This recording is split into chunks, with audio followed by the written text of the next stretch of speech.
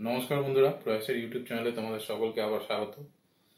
আজকে আমাদের ভিডিও দেখতেই পাচ্ছ, আমাদের হেডলাইন দেওয়াই আছে অলরেডি। আমরা লসাগু গসাগুর একটা ভিডিও অলরেডি আমরা তোমাদের সামনে নিয়ে এসেছি। লসাগু গসাগুর পার্ট 2 বাকি আছে। চলো আজকে পার্ট 2টা দেখে নিই। আজ থেকে আমরা একটু অন্যরকম চেঞ্জ করছি। চেঞ্জটা খুবই সিম্পল, বুঝতেই পারছো। কোশ্চেনটা আমরা এবার থেকে ইংরাজিতে লিখবো, কারণ অনেকের ডিমান্ড ছিল। ইংরাজিতে অনেকেই বলেছে, কমেন্ট করেও জানাচ্ছ, অনেকে এমনিও পার্সোনালি বলেছে।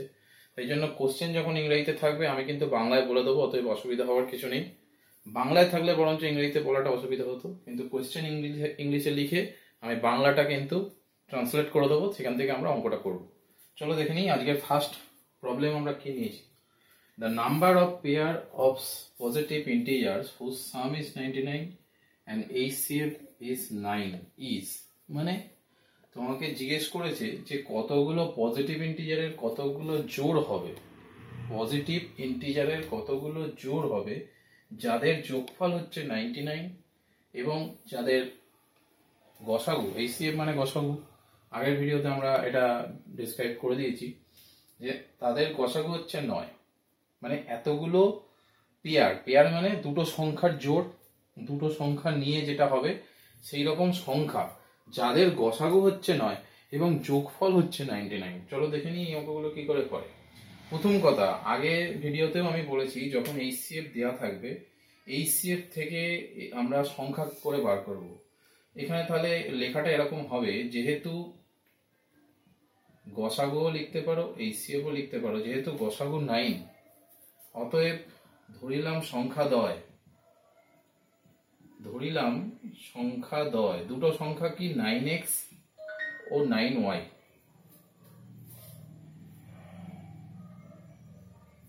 দুটো সংখ্যা আমি পেয়ে গেলাম 9x 9y। এইবার প্রশ্নানুসারে দুটো সংখ্যার যোগফলই তো বলছে 99, অতএব প্রশ্নানুসারে এইরকম কতগুলো সংখ্যার জোড় পাবো এইটা বলছে আমাকে। তাহলে প্রশ্নানুসারে 9x প্লাস 9y সমান 99। এখান থেকে 9 যদি আমরা কমন নিই, x প্লাস y পাচ্ছি 99, x প্লাস ওয়াইটা কত পাচ্ছি 11। সেই আগের আমরা অঙ্কটা একটা করে এসেছিলাম যেখানে এইখানে প্লাস চিহ্নের জায়গায় গুণ ছিল, ভালো করে মনে করে দেখো। এইখানে x আর y 12 বা সামথিং অন্য কিছু ছিল। তা সেই জায়গায় আমরা বলেছিলাম যে এমন দুটো সংখ্যা নিতে হবে যারা পরস্পর মৌলিক এবং তাদের গুণফলটা 12। তো এখানেও সেই রকম এমন দুটি সংখ্যা নিতে হবে যারা পরস্পর মৌলিক কিন্তু যোগফলটা হচ্ছে 11। অতএব পরস্পর মৌলিক এইরকম দুটি সংখ্যা কি কি নিতে পারি? পরস্পর মৌলিক এইরকম সংখ্যাদ্বয় মানে দুটি সংখ্যা হবে। কি কি হতে পারে? যাদের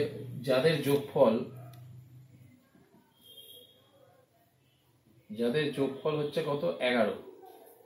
দেখে নিই আমরা কটা জোড় পাচ্ছি। একটা হচ্ছে 10-এর সঙ্গে 1 করলে তো হবে 10 আর 1-এর একটা জোড়, 10 প্লাস 1 পরস্পর মৌলিক। কারণ পরস্পর মৌলিক কাকে বলে? যাদের গসাগু হচ্ছে 1, তাদেরকে পরস্পর মৌলিক বলে। দেখো 8 আর 3-এর হবে, 9 আর 2-এর হবে, 9 আর 2-এর বা 2 আর 9-এর যে কোনো একটা বলা যায়।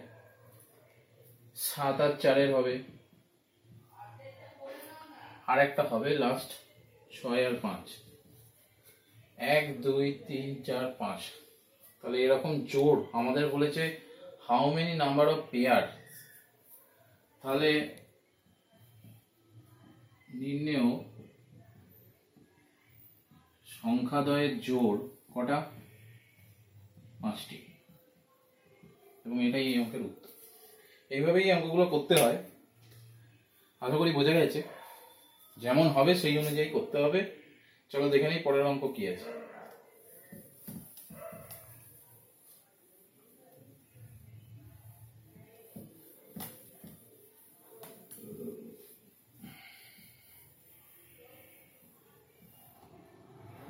দেখো আমরা নেক্সট অঙ্ক কি নিলাম।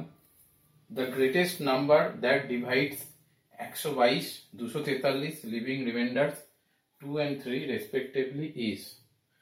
মানে বৃহত্তম সংখ্যা যেটা 122 এবং 243 কে ভাগ করলে যথাক্রমে 2 ও 3 ভাগশেষ রাখে, এই বৃহত্তম সংখ্যাটি কত সেইটা জিজ্ঞেস করেছে। প্রথম কথা এখানে আমাকে নোটিস করতে হবে যে গ্রেটেস্ট নাম্বার বলা আছে।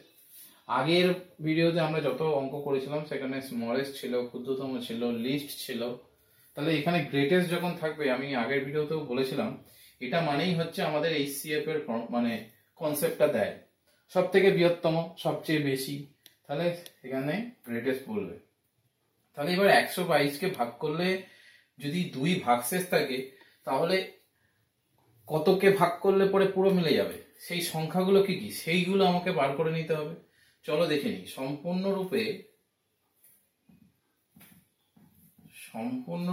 বিভাজ্য সংখ্যাগুলি হবে,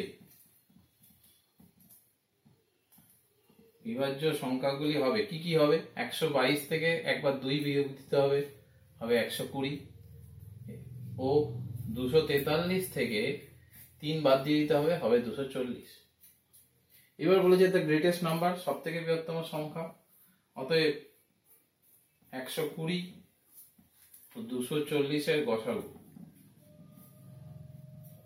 দুভাগে বার করা যায়।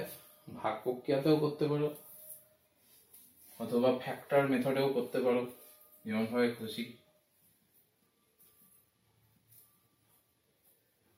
আমি সিরিমা মেথডে গেলাম।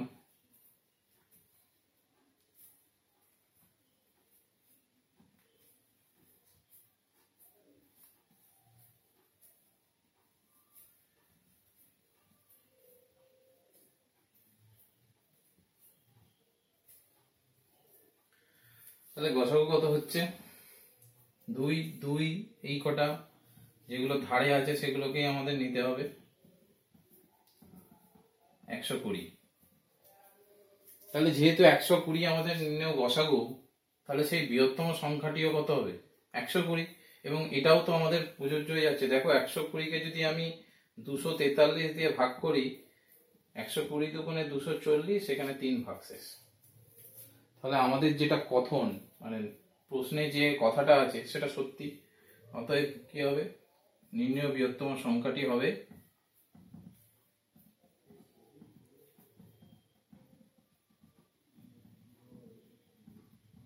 120, এবং এটাই এই অঙ্কের উত্তর।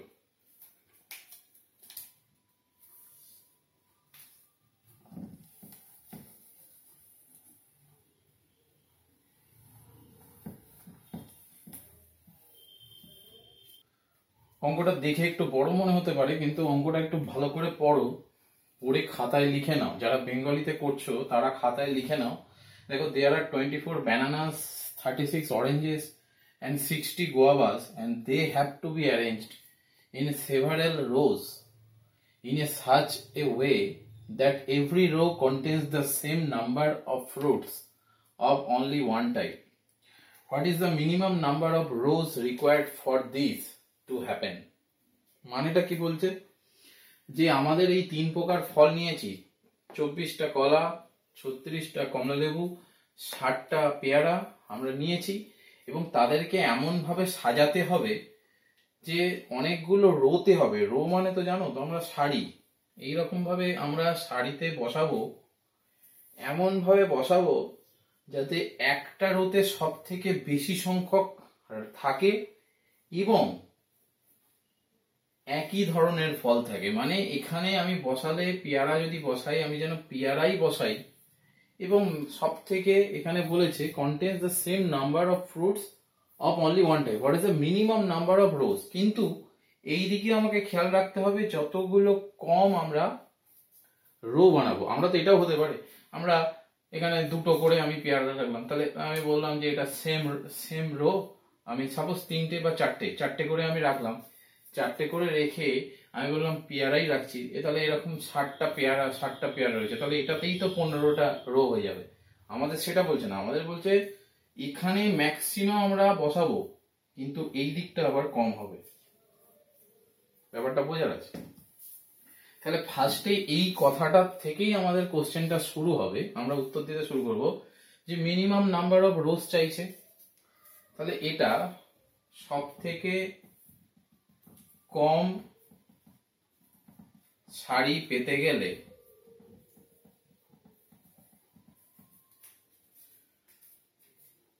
সবচেয়ে বেশি পরিমাণ ফল একটি সারিতে বসাতে হবে।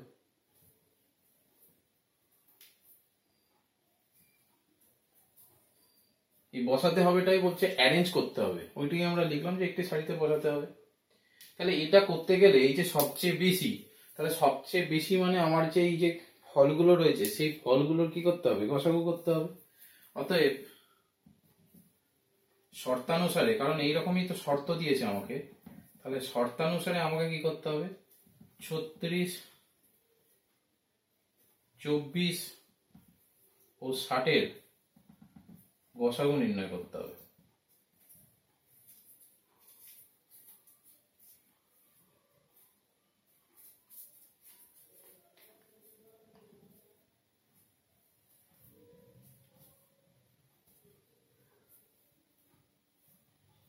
করি সেই একই মেথড। এখন এগুলো কিন্তু অন্যরকম ভাবেও বার করা যায়, তোমাদের নিয়ম যদি জানা থাকে। আমরা এটা ভাগ প্রক্রিয়াও বার করতে পারি। ভাগ প্রক্রিয়া কিভাবে বার করব, প্রথমে 24কে কি করব, 36 দিয়ে ভাগ করব। 24 একে 24, এখানে দেখতে পাচ্ছি 12 হচ্ছে। এই 12 দিয়ে আবার 24কে ভাগ করব, দেখলাম মিলে গেল। যদি মিলে যায় এই সংখ্যাটা দিয়ে আমি পাশের পরের সংখ্যাটাকে ভাগ করব, এবং যদি সেটাও মিলে যায় তাহলে 12ই হচ্ছে আমাদের নির্ণেয় গসাগু। করলাম, অতএব নির্ণেয় গসাগু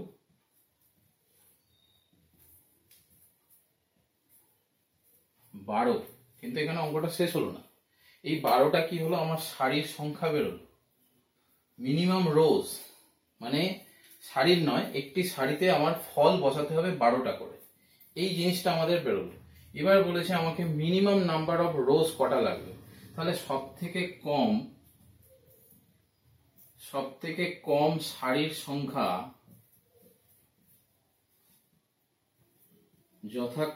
যথাক্রমে মানে যেমন ভাবে বলেছে আমাকে, ফার্স্টে 24টা কলা, সেই 24কে কি করব, 12 দিয়ে ভাগ করে দেবো, প্লাস 36টা কমলা লেবু, সেই জন্য 36 সেকেন্ড পজিশনে বসালাম, প্লাস 60টা পেয়ারা, এইটা।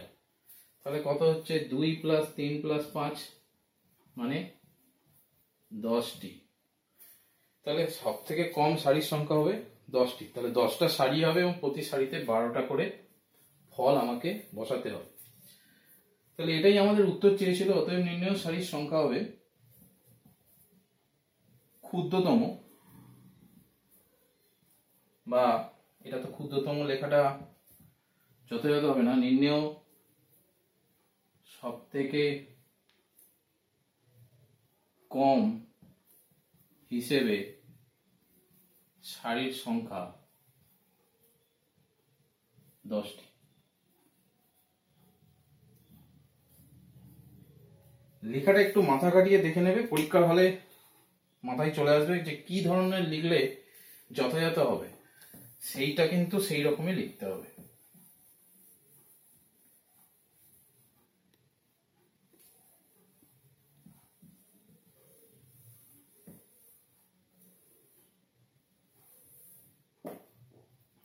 দেখো পরের অঙ্কটা আমরা কেমন নিলাম। A milkman has 75 liter milk in one bottle and 45 liter in another. The maximum capacity of container which can measure milk of either container exact number of time is. মানেটা হচ্ছে যে 75 লিটার মিল্ক একটা বটলে আছে এবং 45 litre milk আরেকটা বটলে আছে, এবং maximum ক্যাপাসিটির আমাকে একটা কন্টেনার জোগাড় করতে হবে যেখানে এই যে দুটো আছে বটল, এই বটল দুটোর যে কোনো একটা যেন সর্বাধিক বেশিবার আমাদের ওইটা পূর্ণরূপে ভর্তি করা যায়। পূর্ণ সংখ্যা মানে এক্সাক্ট নাম্বার অফ টাইম, কোনো ফ্র্যাকশনে যাব না, কিন্তু সর্বাধিক কতটা সেই ওই কন্টেনারটা নিতে হবে যাতে সর্বাধিক আমি ওই অত লিটার নিলে পরে পূর্ণরূপে সেই কন্টেনারটা ভর্তি হবে। তো আমাকে এই যে সর্বাধিক ম্যাক্সিমাম যে ক্যাপাসিটির কথা বলেছে সেখানে মানে কি আমাকে গসাগু বার করতে হবে, এটা তো বোঝাই যাচ্ছে। কাদের কাদের 75 আর 45-এর, তাহলে চলো আমরা বার করি। প্রশ্নে প্রদত্ত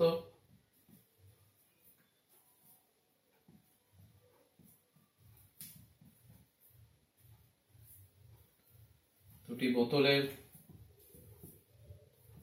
75 লিটার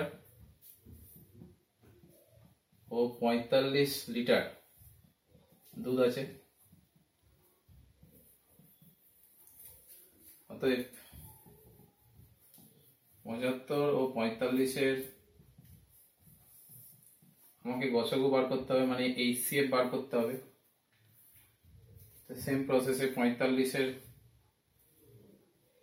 আর 75 দুটো সংখ্যা থাকলে আমরা ফ্যাক্টরাইজেশন করতে পারি, ভাগ প্রক্রিয়াও করতে পারো, অসুবিধা কিছুই নেই, যে কোনো একটা মেথডে বার করলেই হলো। তাহলে কত হচ্ছে 5 × 3 15। এই 15 লিটারের একটা যদি আমি জার নিই, ব্যাপারটা হচ্ছে এটাই যে 15 লিটারের সর্বাধিক 15 লিটারের যদি আমি একটা জার নিই, তাহলে দেখো এই 45 লিটারের যে দুধ আমি বলেছি যে কোনো একটা ইদার কন্টেনার, যে কোনো একটা কন্টেনারের দুধ, তাহলে এটা নিলে এটা 3 বার, 45 লিটারের ওইটা 3 বার এক্সাক্ট নাম্বার অফ টাইম হয়ে গেল, আর 75-এরটা 5 বার, এটাও এক্সাক্ট নাম্বার অফ টাইম হয়ে গেল। এই জন্যই কথাটা এখানে ইংলিশ লেখার সঙ্গে বেঙ্গলি লেখার অনেক পার্থক্য থাকতে পারে, আমি সেই জন্য বেঙ্গলিতে ডিসক্রাইব করে বলে দিচ্ছি। প্রশ্নে অন্যরকম পেয়ে গেলে, মানে বলছি লেখাটার একটু ধরনটা যদি পাল্টে দেয়, ঘাবড়ানোর কিছু নেই। প্রশ্নের যে অ্যাপ্রোচটা আছে, উত্তরের যে অ্যাপ্রোচটা আছে সেটা দেখে নাও এবং কনফিডেন্টলি করবে, যা দেবে করে আসবে। মোট কথা যে কটা তোমরা যদি করতে পারো, আমাদের দেখা এখানে শেখানোর থেকে যদি তোমরা ভালো করে পরীক্ষায় যদি করতে পারো, সেটা আমাদেরই হচ্ছে সাকসেস, তোমাদের তো বটেই এবং সেই সঙ্গে আমাদেরও। অতএব এখানে কি হবে, এক্সাক্ট নাম্বার অফ টাইম, সব থেকে বৃহত্তম কন্টেনার, বৃহত্তম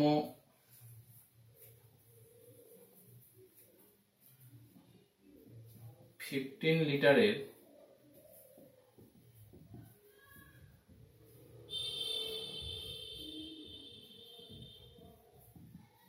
জার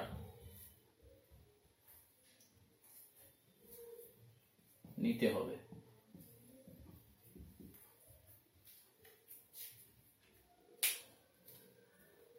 এইভাবে করে আসবে। আশা করি তোমরা আগের গসাগু লসাগুর ভিডিওটা তোমরা অলরেডি দেখে ফেলেছো, যদি না দেখে থাকো তাহলে ডিসক্রিপশন বক্সে গিয়ে দেখে নাও, কারণ সেখানে আমাদের চ্যাপ্টারটা শুরু আছে, স্টার্ট আছে, স্টার্টে কিছু কথা বলা আছে, সেগুলো দেখে নাও, তাহলে এইগুলো রিলেট করতে পারবে। যারা নতুন জয়েন করছো তাদের জন্য বলছি। নেক্সট অঙ্ক যেটা নিলাম, 3 bells ring simultaneously at 11 AM. They ring at regular intervals of 20 minutes, 30 minutes, 40 minutes respectively. The time when all the 3 ring together next is. খুবই চেনা অঙ্ক হয়তো তোমাদের, বাংলাটা বলে দিচ্ছি যারা বাংলা বুঝতে পারছো না। এই 3টে বেল যথাক্রমে 11টায় একসঙ্গে বাজলো। এবার তারা একটা রেগুলার ইন্টারভাল, মানে একটা রেগুলার বিরতি অন্তর, হ্যাঁ, সেইগুলো 20 মিনিট, 30 মিনিট, 40 মিনিট অন্তর অন্তর তারা বাজে। এবার আমাকে চেয়েছে এরপরে তারা কখন একত্রে বাজবে, মানে এই সকাল 11টায় বেজেছে, তারপরে কখন একত্রে বাজবে। দেখো একদম কমন জিনিসটা, একটু কমন সেন্সটা অ্যাপ্লাই করে দেখো, যে এখানের ক্ষেত্রে কিন্তু আমাদের, ধরো এখানে 11টায় বাজলো, এটা 11টায় বাজলো, তারপরে হতেই পারে সাপোজ যে দুটোই বেজেছে, তারপরে হতেই পারে সাপোজ সে আবার 4টেই বেজেছে, হতেই পারে সাপোজ সে আবার 7টায় বেজেছে। মানে এই যে জিনিসটা বলছি, মানে সেটা তো পরবর্তীকালে সে অনেকবার অনেক, মানে ইন্টারভালটা যদি আমি বাড়িয়ে দিই, তার জন্য যে সর্ববৃহৎ তো আমার নেওয়া যাবে না, আমি আমার ছোট ইন্টারভালটা নিচ্ছি, মানে কি সব থেকে কম কোন টাইমটা, যদি আমি এইটুকুনি বার করে নিতে পারি, এটাই তো অঙ্ক হতে পারে, যে সব থেকে কম কোন টাইমের মধ্যে আবার তারা একসঙ্গে বাজবে। কারণ সব থেকে বেশি যদি কোন টাইমের মধ্যে বলতো, তার মধ্যে তো অনেক টাইম পেয়ে যেতাম, তারপরে তো সেটা তো ইনফিনিটি হয়ে যেত না। তাহলে আমাদের এই ক্ষেত্রে সর্বদাই আমাদের যখন তোমরা দেখবে যে একটা বাস ছাড়ার অঙ্ক আমরা ছোটবেলায় করে এসেছিলাম করুণাময়ী বাস ডিপো থেকে, যথাক্রমে এত এত টাইম অন্তর বাসগুলো ছাড়ে, এইরকম ঘন্টার অঙ্কগুলো যে এত এত এতক্ষণ অন্তর বেলগুলো বাজে, এইগুলোর ক্ষেত্রে সর্বদা কিন্তু আমাদের লসাগু বার করতে হয়। তাহলে অতএব আমাদের যে ইন্টারভাল গুলো দিয়েছে তাদেরই লসাগু বার করতে হবে। তাহলে এখানে লেখো প্রশ্নে প্রদত্ত 20 মিনিট, 30 মিনিট ও 40 মিনিটের লসাগু আমরা বার করি।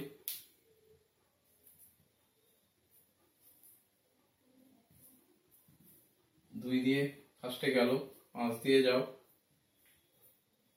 আবার 2 দিয়ে। তাহলে এখানে আমাদের লসাগু হিসেবে আমরা কত পাচ্ছি দেখো, ফ্যাক্টর গুলো এইগুলো সব লিখে দাও।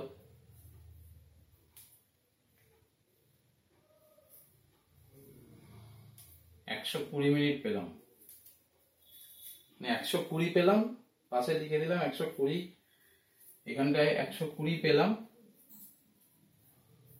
দ্যাট ইমপ্লাই করে কি 120 মিনিট, কারণ মিনিট গুলো নিয়ে আমরা লসাগু বার করেছি। তাহলে 120 মিনিট মানে কত? 2 ঘন্টা। তাহলে এটাই যদি আমার সব থেকে কম ইন্টারভাল হয়, সব থেকে কম বিরতি হয়, তাহলে 11টার 2 ঘন্টা পরে আবার তো তার একত্রে বাজবে। অতএব 3টি ঘন্টা